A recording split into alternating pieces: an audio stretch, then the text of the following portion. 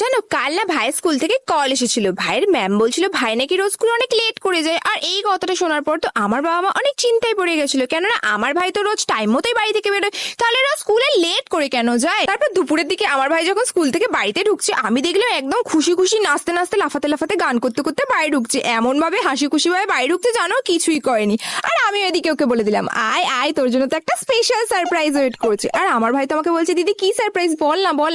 আমি তো বলছি দাঁড়া, এক্ষুনি তো তুই নিজেই জানতে পেরে যাবি। আর ওইদিকে আমার বাবাও তো সকাল থেকে ভাইয়ের জন্য ওয়েট করছে যে ভাই কখন স্কুল থেকে বাড়িতে ঢুকবে। আর ভাই তো বাড়িতে ঢোকাই মর্তর, বাবা ওকে নিজের কাছে ডেকে নিল। আর ভাইও বাবার কাছে গিয়ে বললো হ্যাঁ বাবা বলো। বাবা তখন বললো তুই কি জানিস আজকে তো স্কুল থেকে কল এসেছিল, তোর ম্যাম বলছিল তুই নাকি রোজ স্কুলে অনেক লেট করে যাস, কিন্তু তুই তো রোজ বাড়ি থেকে ঠিক টাইম মতো বেরোস, তাহলে রোজ স্কুলে লেট করে কেন যাস, সত্যি করে বল তুই কোথায় যাস। তখন আমার ভাই বললো আরে বাবা এইসব তুই রাস্তায় লাগানো বোর্ডটার জন্য হয়। তখন আমার বাবা বললো কি ধরনের বোর্ড, কেমন ধরনের বোর্ড। তো তারপরে আমার ভাই বললো